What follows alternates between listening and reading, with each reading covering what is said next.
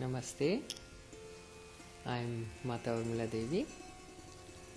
As you see, I come from India and I'm born in a very traditional and spiritual family.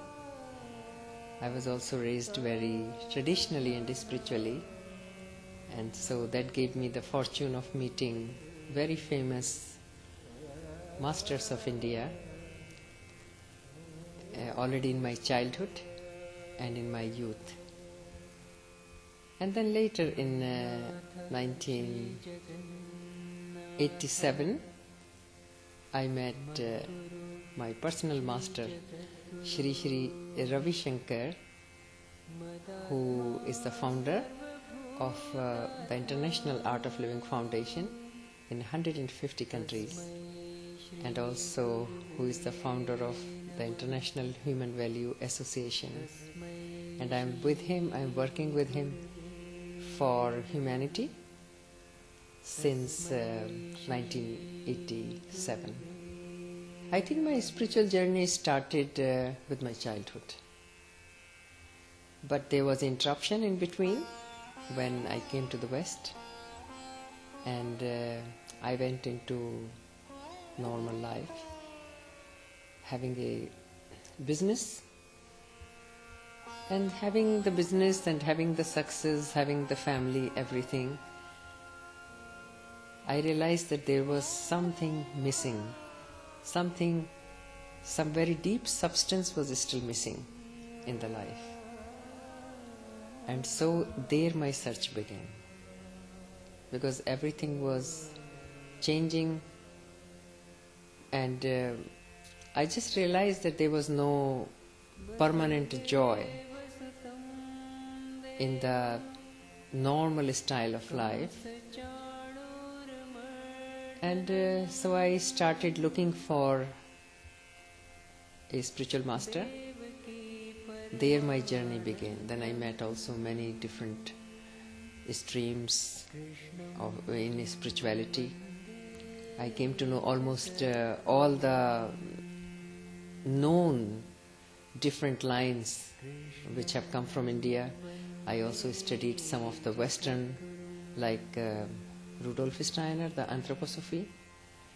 And if I met some Christians, I also came to know that there is this Rosenkreutz people.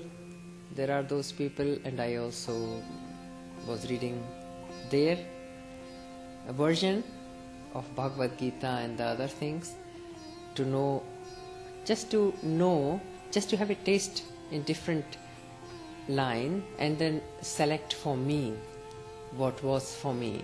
So my journey had many steps and many stations, and then I finally came home when I met my personal master.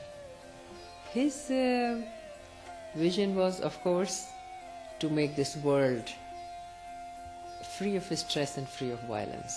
So somebody who had taken responsibility for the whole world.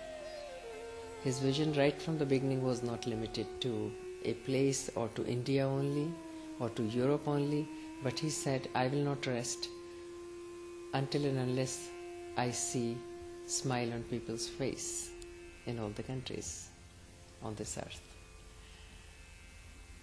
And what I found very special with him, naturalness and childlike joy at the same time, which I have also seen in my childhood with other masters, but there was still a little difference.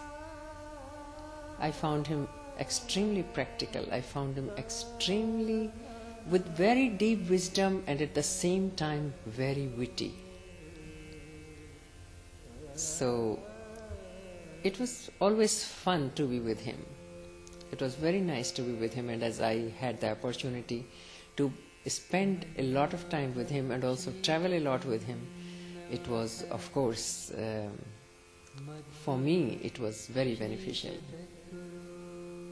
I had so much time with him to put my queries in front of him and get the answers directly from the master. In the beginning, of course, I was just interested in my own evolution. And that time he told to me, well, don't bother about yourself, but start bothering about the world. Start thinking about the world. And it took some time that then I suddenly felt I was responsible like him, and the whole world was my family. So I feel there is a shift in consciousness when we are on the path.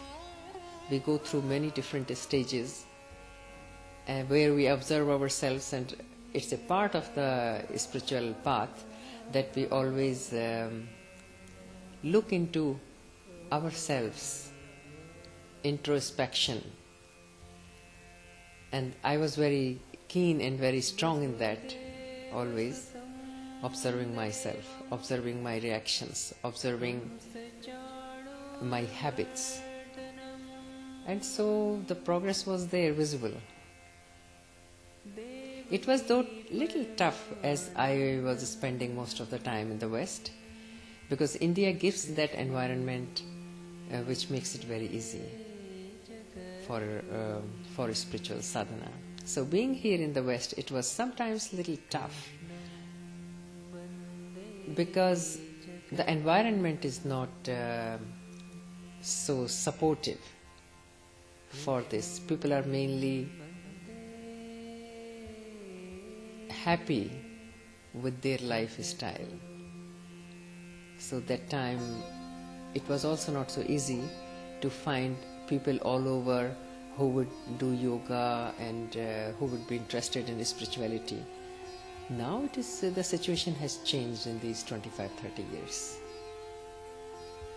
We are having different social services in India and in developing countries, but our main social service is creating a stress and violence free society.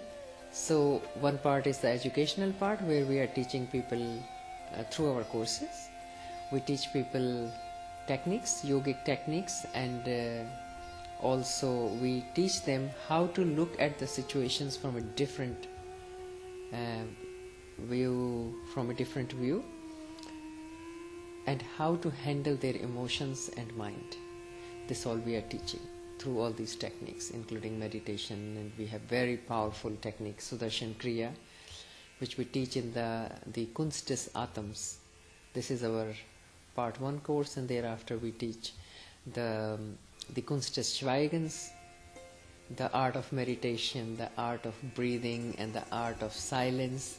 All these different kind of courses we are teaching, where people can learn to handle their mind and emotions, their breath and their life as an art, instead of being a victim of their mind and their emotions and their habits, learning to become the master, getting the mastery over it.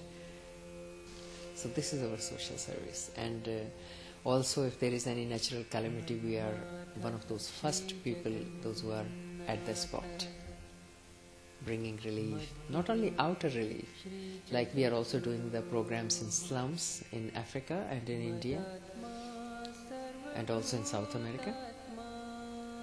So we don't give this just food and clothes to the people.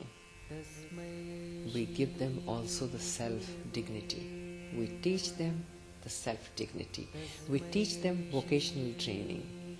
We give them different trainings, and then we also look that they get some job so that they can also live their life in dignity. If a person has got a self-dignity, that person will not go out and stretch the hand out of laziness.